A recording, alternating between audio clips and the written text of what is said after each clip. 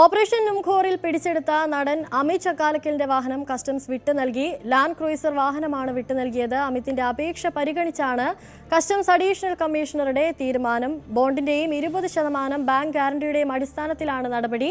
അമിത്തിന്റെ ഗാരേജിൽ നിന്ന് പിടിച്ചെടുത്ത മറ്റു വാഹനങ്ങളുടെ കാര്യത്തിൽ അന്വേഷണം തുടരുകയാണ്. ഡാനി ഇപ്പോൾ ചേരുന്നുണ്ട് കൂടുതൽ വിവരങ്ങളുമായി. ഡാനി, ഒരുപാട് ചർച്ചയായ ഒരു വിഷയമായിരുന്നു ഇത്തരത്തിൽ നടന്മാരുടെ വാഹനങ്ങൾ, അമിത് ചക്കാലക്കലിന്റെയും ദുൽഖർ സൽമാന്റെ അടക്കം വാഹനങ്ങൾ പിടിച്ചെടുത്തു എന്നുള്ള വാർത്തകളൊക്കെ ഇപ്പോൾ അത് അമിത് ചക്കാലക്കലിന്റെ വാഹനം കസ്റ്റംസ് വിട്ടു നൽകിയിരിക്കുകയാണ്. എന്തൊക്കെയാണ് വിവരങ്ങൾ?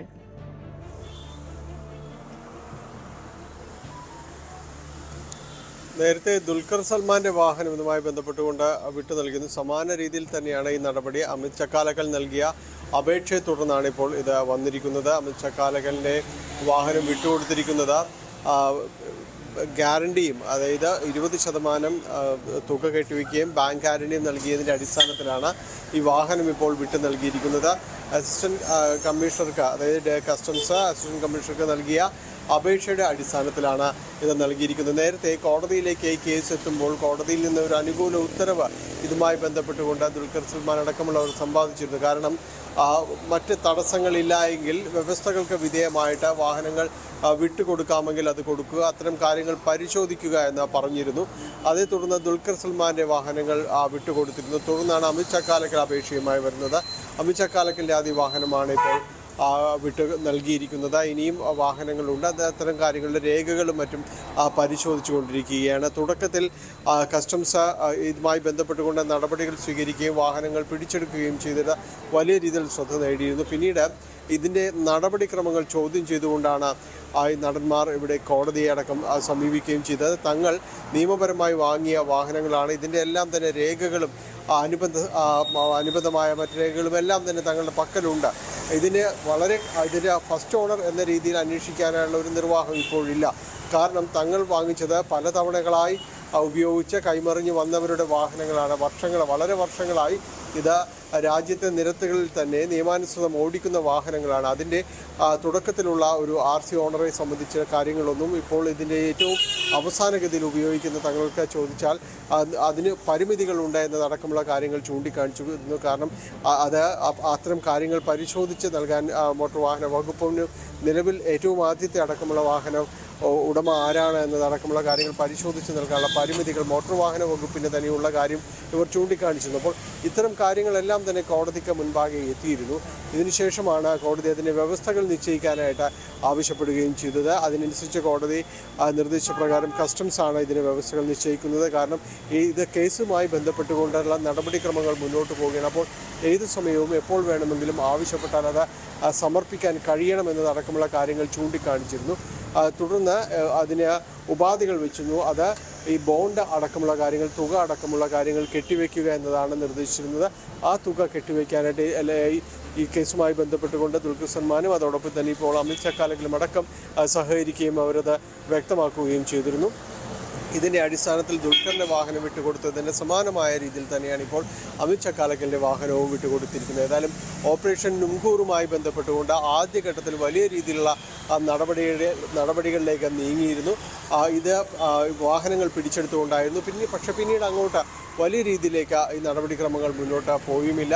അതിനിടയിലാണ് ഇത് ചോദ്യം ചെയ്തുകൊണ്ട് തന്നെ നടന്മാർ കോടതി അടക്കം സമീപിക്കുകയും ചെയ്യുന്ന രീതികളുണ്ടായത്.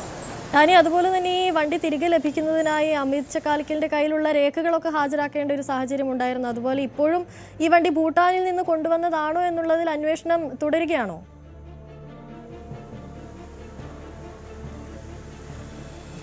അന്വേഷണം ഒരു ഭാഗത്ത് നടക്കുന്നുണ്ട്. കാരണം ഈ കാര്യങ്ങളിലെല്ലാം തന്നെ വ്യവസ്ഥകളും കാര്യങ്ങളും പാലിച്ചിട്ടുണ്ടോ എന്ന് നടക്കണം. കാരണം ഈ ഓപ്പറേഷൻ നുംഖൂർ രാജ്യവ്യാപകമായി നടത്തിയ പരിശോധനയാണ്. ഇവർ രണ്ടുപേരെ കാർ പിടിച്ച് നൽകിയ ഒരു സംഭവമല്ല. വലിയ രീതിയിലുള്ള പരിശോധനകൾ രാജ്യത്തെ കേന്ദ്രീകരിച്ച് നടത്തിയിരിക്കുകയും എല്ലാം തന്നെ ചെയ്തിരുന്നു. അതിൻ്റെ ഭാഗമായിട്ടായിരുന്നു ഈ കാര്യങ്ങൾ ഉണ്ടായിരുന്നത്. അതിൽ ഭൂട്ടാനിൽ നിന്ന് കടത്തിക്കൊണ്ടുവന്ന വാഹനങ്ങൾ മതിയായ രേഖകളുണ്ടോ ഇല്ലയോ എന്നതടക്കമുള്ള കാര്യങ്ങളുടെ പരിശോധനകൾ ഒരു ഭാഗത്ത് തുടരുകയാണ്. ഇതിന് ഇവർക്ക് നൽകാവുന്നതത്രയും ഉള്ള രേഖകളെല്ലാം തന്നെ അവർ സമർപ്പിച്ചിട്ടുണ്ട്. അവരുടെ നേരത്തെ നൽകിയ കോടതി രേഖകളിലെല്ലാം തന്നെ ഇത്തരം കാര്യങ്ങളുണ്ട്. കാരണം തങ്ങൾക്ക് ഈ വാഹനവുമായി ബന്ധപ്പെട്ട രണ്ടോ അതിനു മുൻപുള്ള ഇതിൻ്റെ ഒരു RC ഓണർ മാത്രമാണ് തങ്ങൾക്ക് ബന്ധപ്പെടാൻ കഴിയുകയെന്നും അതിനു മുൻപ് ഇത് ആരുപയോഗിച്ചിരുന്നത് തങ്ങൾക്ക് ഈ വാഹനക്കടത്തുമായി യാതൊരു ബന്ധവുമില്ല എന്നായിരുന്നു ഇവർ പ്രധാനമായും പറഞ്ഞിരുന്നത്. കാരണം ഈ വാഹനങ്ങൾ നേരിട്ട് തങ്ങൾ വാങ്ങിയതല്ല, പലരിലൂടെ കൈമറിഞ്ഞ് തങ്ങൾക്ക് എത്തിയതാണ്. അപ്പോഴും ഈ വാഹനങ്ങൾ പലരായിട്ട് തന്നെ ഈ രാജ്യത്ത് ഉപയോഗിക്കുന്നുണ്ടായിരുന്നു എന്നതടക്കമുള്ള കാര്യങ്ങൾ ഇവർ ചൂണ്ടിക്കാണിക്കുകയും ചെയ്യുന്നു. ഏറെക്കുറെ അത് ശരിയുമാണെന്ന് അന്വേഷണത്തിൽ ഈ സംഘത്തിനെ ബോധ്യപ്പെടുകയും ചെയ്തു. അപ്പോൾ ഇതിൽ തുടക്കത്തിൽ തിരിമറി ഉണ്ടായിട്ടുണ്ടെങ്കിൽ അതിനെ എങ്ങനെയാണ് തങ്ങളെ കുറ്റം പറയുക എന്നൊരു ചോദ്യവും ഇവർ ഉന്നയിക്കപ്പെടുകയും എല്ലാം തന്നെ ചെയ്തിരുന്നു. അപ്പോൾ ഏതായാലും അതെല്ലാം കോടതി പരിശോധിക്കുകയാണ്. നിലവിൽ ഭൂട്ടാൻ വാഹനക്കടത്തുമായി ബന്ധപ്പെട്ടുകൊണ്ട് എല്ലാ വാഹനങ്ങളുടെയും രേഖകൾ പരിശോധിക്കുന്നുണ്ട്. ഈ ഭൂട്ടാനിൽ നിന്ന് കൊണ്ടുവന്ന വാഹനങ്ങൾ, സംശയിക്കുന്ന വാഹനങ്ങളുടെ രേഖകൾ പരിശോധിക്കുന്നുണ്ട്. നിലവിൽ ഇത്തരം ഓരോ വാഹനങ്ങൾ വിട്ടു നൽകുന്നതിലൂടെ ഒരു ക്ലീൻ ചിറ്റ് നൽകുക എന്നതല്ല ഉദ്ദേശിക്കുന്നത്. ഈ നടപടിക്രമങ്ങൾ അനുസരിച്ചുകൊണ്ട് ഇവർക്ക് വാഹനങ്ങൾ വിട്ടു നൽകാനുള്ള പ്രൊവിഷൻസ് ഉണ്ട്. അത്തരം കാര്യങ്ങൾ വാഹന ഉടമകൾക്ക് നൽകാം, വ്യവസ്ഥകൾക്ക് വിധേയമായിട്ട് നൽകാം. ആ ഒരു രീതിയാണ് ഇവിടെയും അനുവർത്തിച്ചിട്ടുള്ളത്. അതനുസരിച്ചാണ് വാഹനങ്ങൾ വിട്ടു നൽകിയിരിക്കുന്നത്. ഇപ്പോഴും വാഹനങ്ങളുടെ രേഖകളുടെ കാര്യത്തിലെല്ലാം തന്നെ പരിശോധനകൾ തുടരുന്നുണ്ട്. എവിടെയെങ്കിലും അതിൽ നിയമ വ്യവസ്ഥയ്ക്ക് വിരുദ്ധമായിട്ട് ഏതെങ്കിലും രീതികൾ പ്രവൃത്തികൾ ഉണ്ടായെന്ന് കണ്ടാൽ അത് കസ്റ്റംസിനെ പിടിച്ചെടുക്കാൻ അല്ലെങ്കിൽ ഏതെങ്കിലും അന്വേഷണ ഏജൻസികൾക്ക് പിടിച്ചെടുക്കാനും ചോദ്യം ചെയ്യാനുമുള്ള വ്യവസ്ഥകളെല്ലാം ചെയ്തുകൊണ്ട് തന്നെയാണ് ഇപ്പോൾ ഈ നടപടിക്രമങ്ങളും ചെയ്തിരിക്കുന്നത്. ഡാനി, അതുപോലെ മറ്റ് വാഹനങ്ങളുടെ കാര്യത്തിൽ ഇപ്പോൾ അമിത് ചക്കാലക്കലിന്റെ ഭാഗത്ത് നിന്ന് തന്നെ പിടിച്ചെടുത്ത മറ്റ് വാഹനങ്ങളുടെ കാര്യത്തിൽ അന്വേഷണം തുടരുന്നു എന്നുള്ള വിവരങ്ങൾ പുറത്തു വരുന്നു. ഓപ്പറേഷൻ നുംഖോർ ഇപ്പോൾ ഏത് രീതിയിലാണ് പുരോഗമിക്കുന്നത്? മറ്റ് നിരവധി ആളുകളുടെ വാഹനങ്ങളും ഇത്തരത്തിൽ കസ്റ്റംസ് പിടികൂടിയ ഒരു സാഹചര്യം കൂടിയുണ്ടല്ലോ.